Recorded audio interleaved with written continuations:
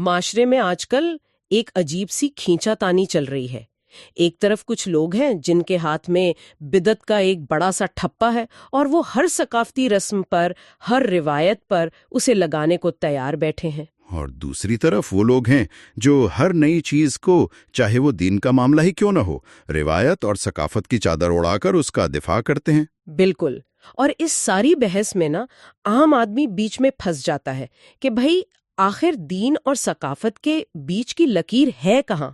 تو آج ہم نے جو مواد اکٹھا کیا ہے اس کا مشن اسی الجھن کو سلجھانا ہے۔ اور یہ صرف کوئی علمی بحث نہیں ہے، اس کا اثر سیدھا ہماری زندگیوں پر، ہمارے سماجی رویوں پر پڑتا ہے۔ ہاں، ہمارے گھروں میں، شادی بیاہ میں، خوشی غمی میں، ہر جگہ یہ سوال سامنے آتا ہے۔ جی، اگر یہ لکیر واضح نہ ہو تو یا تو لوگ دین کو اتنا مشکل بنا دیتے ہیں کہ عمل کرنا ناممکن لگتا ہے، یا پھر دین میں اتنی ملاوٹ ہو جاتی ہے کہ اس کی اصل شکل ہی کہیں کھو جاتی ہے۔ صحیح۔ تو آئیے اس معاملے کو کھولتے ہیں۔ مجھے لگتا ہے کہ سب سے پہلے ہمیں ان دو لفظوں کو سمجھنا ہوگا جن پر یہ ساری عمارت کھڑی ہے، روایت اور بدعت۔ بالکل، یہیں سے شروع کرتے ہیں۔ تو پہلے روایت کی بات کرتے ہیں۔ جب میں یہ نوٹس پڑھ رہی تھی تو اس میں روایت کی بڑی سیدھی سادی تعریف لکھی تھی۔ معاشرے کے طور طریقے، رہن سہن کے انداز، یعنی ہمارا لباس، ہمارے کھانے پینے کی عادتیں، ہماری زبان، یہ سب روایات ہیں، ثقافت ہے۔ اچھا، یہاں ایک بہت بنیادی اصول کی طرف اشارہ کیا گیا ہے جو اکثر لوگ نظر انداز کر دیتے ہیں، وہ یہ کہ اسلام کا مقصد دنیا کی تمام ثقافتوں کو مٹا کر ایک یونیفارم کلچر بنانا نہیں ہے۔ بالکل نہیں۔ اسلام ثقافت کی اصلاح کرتا ہے، اسے پاکیزہ بناتا ہے، لیکن اسے ختم نہیں کرتا۔ اس کی بنیاد قرآن کی ایک آیت پر ہے جس کا حوالہ بھی ہمارے مواد میں موجود ہے، سورۃ البقرہ کی آیت 29۔ هو الذی خلق لکم ما فی الارض جمیعا۔ جی، یعنی وہی ہے جس نے تمہارے لیے وہ سب کچھ پیدا کیا جو زمین میں ہے۔ اس سے یہ اصول نکلتا ہے کہ دنیاوی معاملات میں ہر چیز کی اجازت ہے جب تک کہ کسی چیز سے واضح طور پر منع نہ کر دیا جائے۔ اچھا، یہ تو بہت اہم نکتہ ہے، یعنی ڈیفالٹ سیٹنگ الاؤ ہے، بلاک نہیں۔ لیکن پھر وہ کون سی شرائط ہیں جہاں یہ اجازت ختم ہو جاتی ہے؟ مواد میں دو شرطیں بتائی گئی ہیں۔ جی۔ پہلی یہ کہ کوئی روایت دین کے کسی بنیادی اصول سے ٹکراتی نہ ہو، اور یہ دوسری شرط میرے خیال میں زیادہ اہم ہے کہ اس روایت کو عبادت نہ بنا لیا جائے۔ یہی اصل نقطہ ہے، اسے ثواب کا کام سمجھ کر نہ کیا جائے، اور یہیں سے دوسری اصطلاح یعنی بدعت کا دروازہ کھولتا ہے۔ روایت جب اپنی حد سے نکل کر عبادت کے خانے میں داخل ہونے کی کوشش کرتی ہے تو خطرہ پیدا ہوتا ہے۔ تو پھر ان دونوں میں فرق کیسے کریں؟ مطلب آج ہم ٹیکنالوجی استعمال کر رہے ہیں، یہ بھی تو نئی چیز ہے۔ میں اور آپ اس وقت مائکرو فون استعمال کر رہے ہیں، 1400 سال پہلے تو یہ نہیں تھا، تو کیا یہ بھی بدعت ہے؟ یہ الجھن اکثر لوگوں کو ہوتی ہے۔ بہت اچھا سوال ہے، اور یہی وہ باریک نقطہ ہے جسے سمجھنا ضروری ہے۔ مواد میں اس کی 3 نشانیاں بتائی گئی ہیں جو مل کر ایک فلٹر بناتی ہیں۔ فلٹر؟ اچھا، کیا اس کام کو عبادت یا ثواب کا ذریعہ سمجھا جا رہا ہے؟ دوسری، کیا اس کا کوئی ثبوت قرآن و سنت میں موجود ہے؟ اور تیسری، کیا اسے دین کا حصہ سمجھا جا رہا ہے؟ صحیح۔ اب آپ اپنے مائکرو فون کو اس فلٹر سے گزاریں۔ کیا ہم اسے استعمال کرنا عبادت سمجھتے ہیں؟ نہیں، یہ تو صرف ایک سہولت ہے۔ بالکل۔ کیا اس کا دین سے تعلق ہے؟ نہیں، یہ دنیاوی معاملہ ہے، اس لیے یہ ایک نئی ایجاد تو ہے لیکن بدعت نہیں۔ بدعت کا تعلق ہمیشہ دین اور عبادت کے دائرے سے ہوتا ہے۔ اچھا، تو نبی اکرم صلی اللہ علیہ وسلم کی وہ حدیث جو ہمارے ذرائع میں بھی نقل کی گئی ہے، جس نے ہمارے اس دین میں کوئی ایسی چیز ایجاد کی جو اس میں سے نہیں ہے، تو وہ مردود ہے۔ یہاں دین میں کے الفاظ کلیدی ہیں۔ جی بالکل کلیدی ہیں۔ واہ، تو یہاں آ کر مجھے اس مواد کی سب سے دلچسپ بات ملی۔ اس نے ایک ایسی لکیر کھینچی ہے جو شاید ساری الجھنی ختم کر دے۔ کون سی؟ ایک سادہ سا اصول: اگر کوئی کام عبادت ہے تو اس کے لیے دلیل چاہیے، ثبوت لانا پڑے گا، اور اگر کوئی کام محض عادت یا ثقافت ہے تو اس میں مکمل آزادی ہے جب تک کہ کوئی واضح ممانعت نہ آ جائے۔ آپ نے بالکل خلاصہ بیان کر دیا۔ دین کے 2 الگ الگ دائرے ہیں، ایک عبادات کا دائرہ ہے جسے توقیفی کہتے ہیں۔ توقیفی؟ اس کا کیا مطلب ہوا؟ یعنی یہ اللہ کی طرف سے طے شدہ ہے، اس میں ہم اپنی طرف سے ایک نقطہ بھی نہیں بڑھا سکتے۔ نماز کیسے پڑھنی ہے، حج کیسے کرنا ہے، یہ سب طے ہے۔ صحیح۔ اور دوسرا دائرہ معاملات کا ہے، यानी हमारे रोजमर्रा की दुनियावी उमूर, इसमें हमें आज़ादी दी गई है कि हम वक्त और हालात के मुताबिक नए तरीके अपना सकते हैं, बशर्ते कि वो इस्लाम के बुनियादी अखलाकी उसूलों के खिलाफ ना हो। ये तवाज़ुन बहुत खूबसूरत है। जी। इस उसूल को मजीद समझने के लिए मवाद में कुछ मिसालें दी गई हैं जो वाकई आंखें खोल देती हैं। पहली मिसाल अजान की है। आजकल अजान माइक पर दी जाती है। अब कोई कह सकता है कि ये नई चीज है, ये बिदअत है। जी, कहा जाता है। लेकिन इस उसूल की रोशनी में देखें तो माइक क्या है? वो सिर्फ आवाज को दूर पहुंचाने का एक जरिया है। असल इबादत तो अजान के कलिमात हैं, वो तो वही हैं। बिल्कुल, माइक ने इबादत में कोई इजाफा नहीं किया। लेकिन अब इसी मिसाल को थोड़ा आगे बढ़ाएं।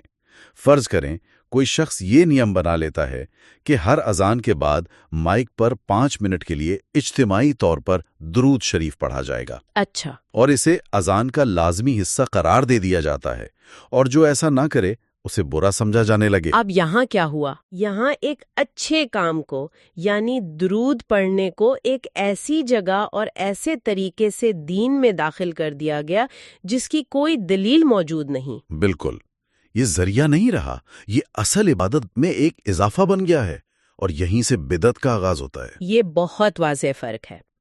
एक और मिसाल जो हमारे नोट्स में है वो शादी ब्याह की रसूमात की है।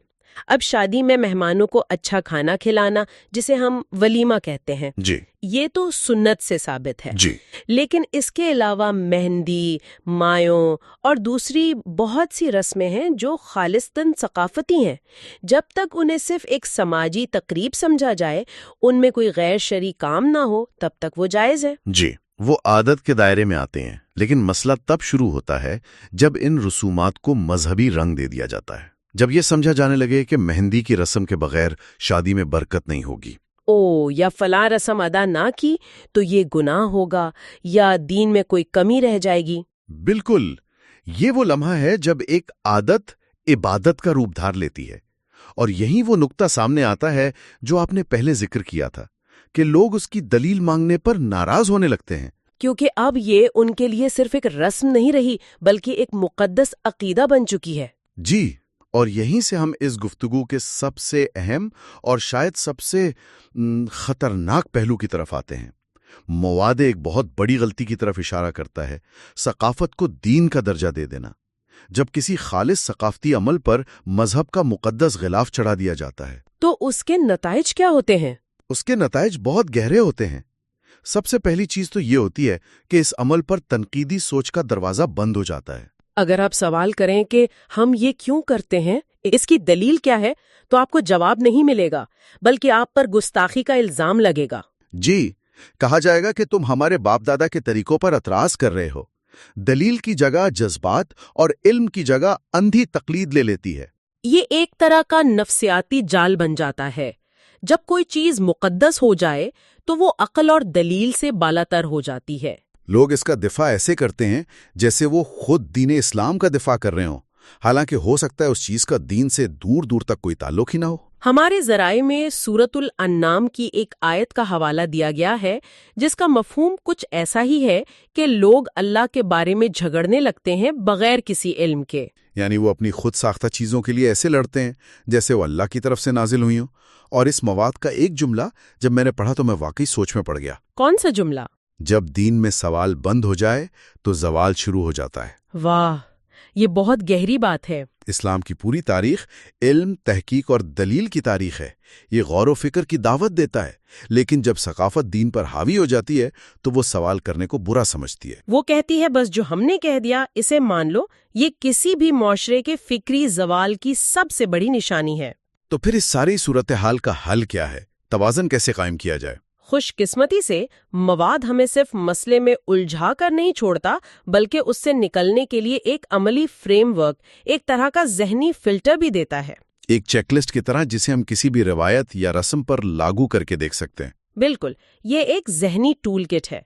इसका पहला टूल ये है कि खुद से पूछें, ये मामला इबादत का है या आदत का? ठीक है। अगर तो ये इबादत है, जैसे नमाज, रोज़ा, तो उसका मेयार सिर्फ और सिर्फ कुरान और सुन्नत है।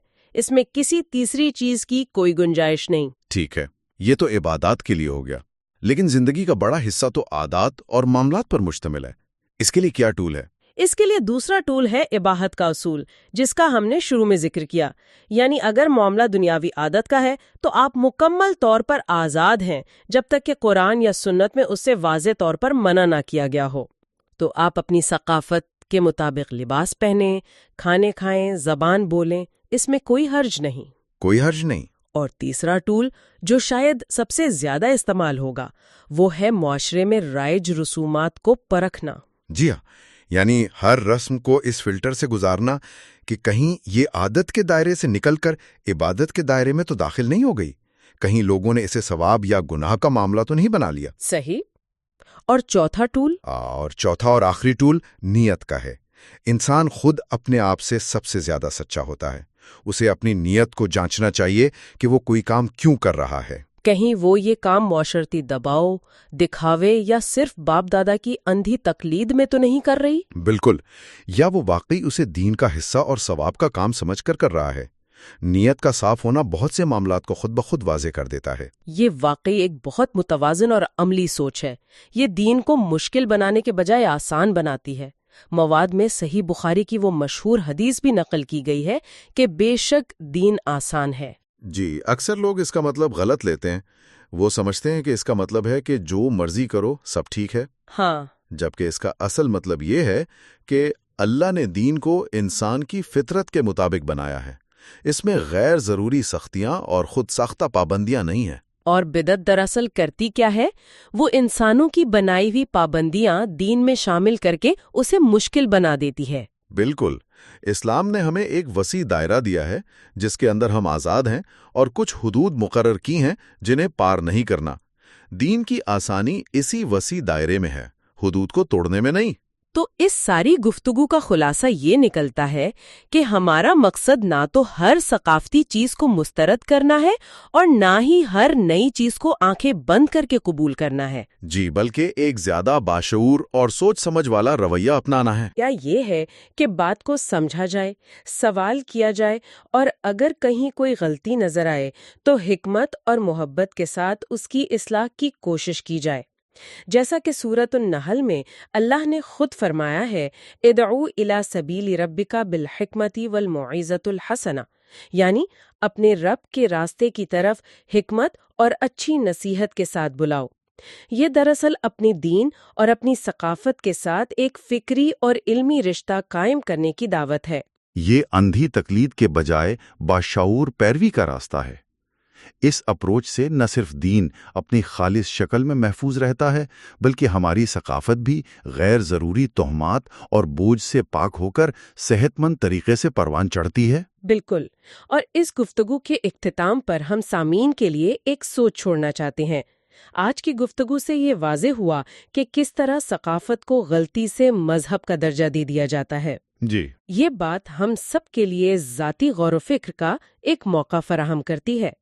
تو سوال یہ ہے کہ ہمارے اپنے گھروں، خاندانوں اور معاشرے میں گہرائی تک پیوست کون سی ایسی رسومات ہیں جو واقعی دین کی تعلیمات پر مبنی ہیں، اور کون سی ایسی ہیں جنہیں ہم نے غیر شعوری طور پر محض ثقافتی روایات ہوتے ہوئے بھی مقدس درجہ دے دیا ہے.